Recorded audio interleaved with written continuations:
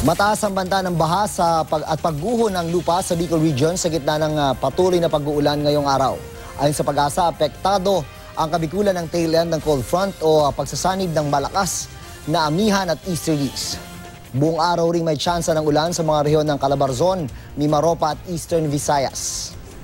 Ulang dulot ng amihan ang asahan naman sa Northern at Central Luzon, habang mga local thunderstorm ang mararanasan sa nalalabing bahagi ng bansa base sa rainfall forecast ng Metro Weather.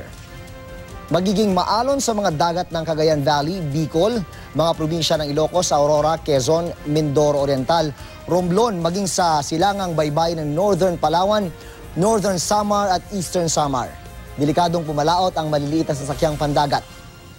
Dito sa Metro Manila, mananatili ang tsansa ng ulan sa buong maghapon. Yan ang latest mula sa GMA Weather. Magplano para sigurado. I am ready, serbisyong totoo ng GMA News.